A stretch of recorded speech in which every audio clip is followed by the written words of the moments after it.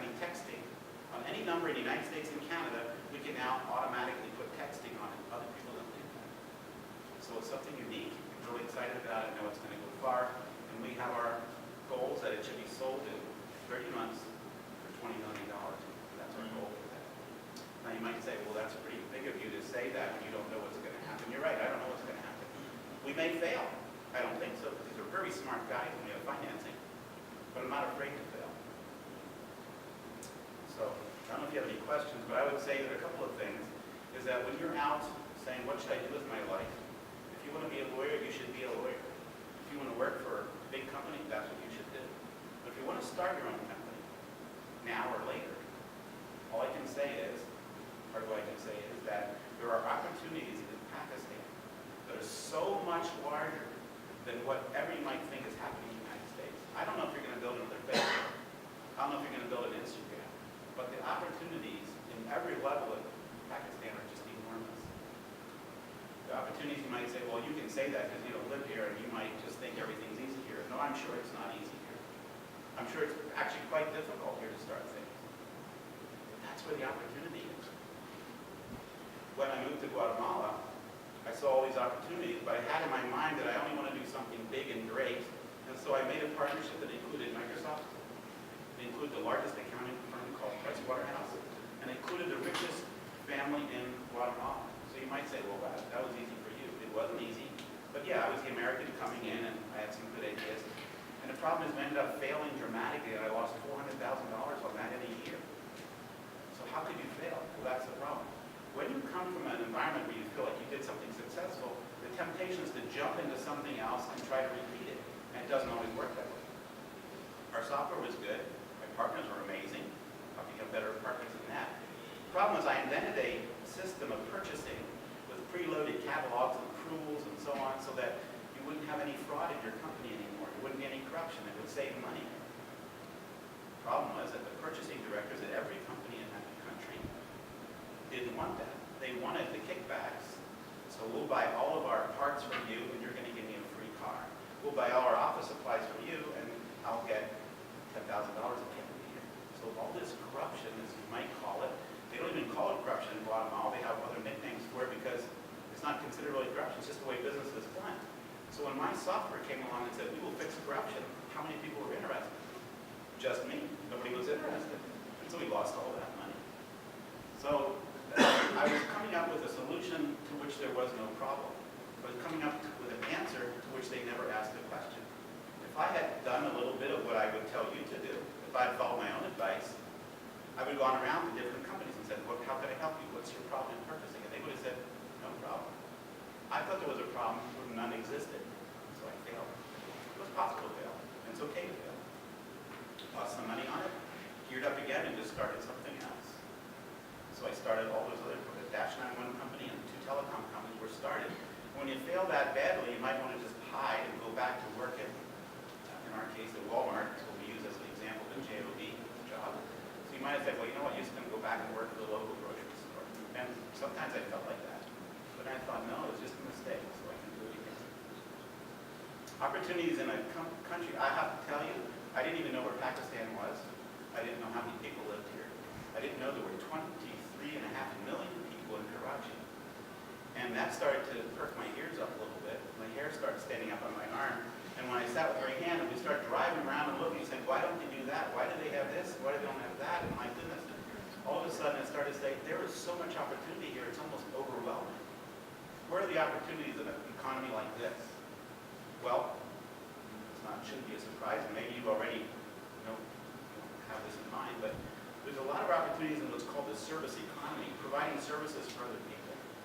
When you think about a business opportunity, the first thing you want to remember is that you're not going to get anybody's money unless you provide value to them. So the first thing is creating value. How can I create value? There's lots of businesses that plan parties for other people. We say, well, that's really easy. Why doesn't the mom and dad plan their own party? Well, you're providing value to them because they're busy, or they want your creative ideas, or somehow they think that the party by you is going to be received by their children much better than if the parents planned it like they did last year. That's a service economy kind of model. What about delivering food? Delivering food to people's houses, especially busy people living in high-rises that don't have quite store, or they want to try different food, and you would say, why don't they just pick up the food themselves? Why would they pay me $3 to pick up a $5 meal and deliver it to them? Well, that's a huge business in the United States. One company called, I think, Grubhub just raised $60 million, and all they do is deliver somebody else's food. They don't make anything. They don't own anything. They hire people that have their own cars. So there's a service economy kind of model. You can almost look at developed countries, as we nickname United States and Canada and Great Britain and England, and see what's going on there. I'm promising it works here because people are the same all over. People like to get value from you. People will pay when it serves their needs. Actually, they don't want you to make them dinner. They want you to deliver dinner from this place and that place and that place and bring it at a certain time. And they'll pay handsomely for that.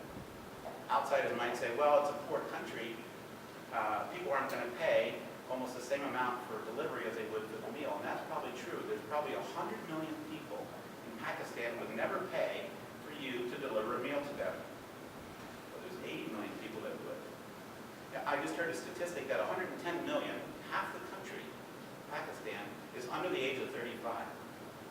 So you say, well, that's a great opportunity. I should sell something to those young people. Well, there's probably a lot of, there is a lot of opportunity there.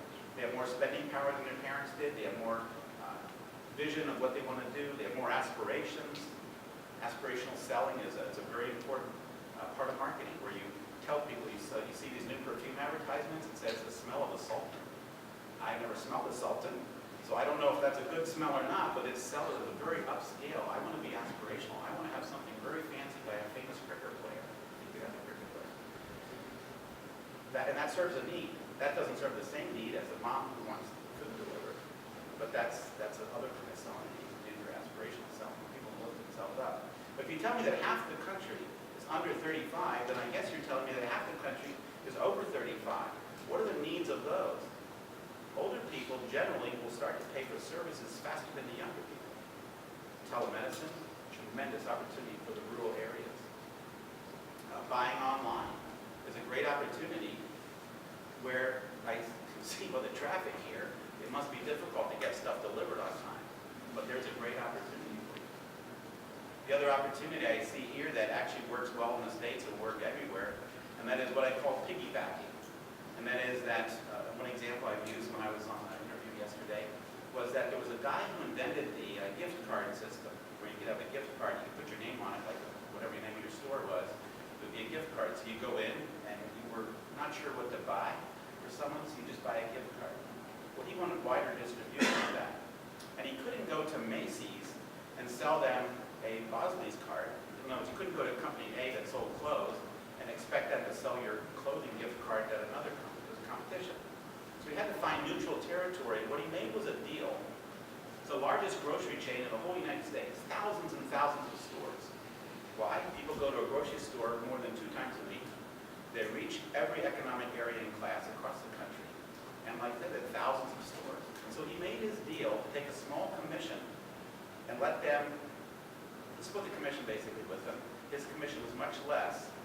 But he now had instant distribution in 5,000 stores, and in 2 years he started doing $200 million a year.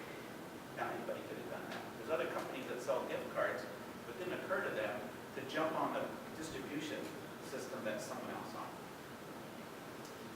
There's many companies now. I'm looking, for example, in the United States, a great opportunity that we're even not using ourselves. So I point the finger at us in the United States as well, because we have a postal delivery system here that goes to every address every day. Okay. Is it pretty reliable? Okay. Well, we have in the United States a postal service. It's losing billions of dollars a year. It can't go out of business because we need the postal service, but it's run so poorly. It's terrible. But one thing it has is it goes to every single address 5 and sometimes 6 times a week, all across the country, to 300 and some million people in all those addresses. Now, why isn't someone piggybacking on that distribution system? Nobody's doing it. They don't do anything creative, whether it's transferring money. You can send money to someone pretty quickly at the postal service. And they have express service too, where they'll deliver it overnight, or they'll deliver it in 2 days, or they'll deliver it in 3 days. I mean, you could be selling goldfish and use the postal service to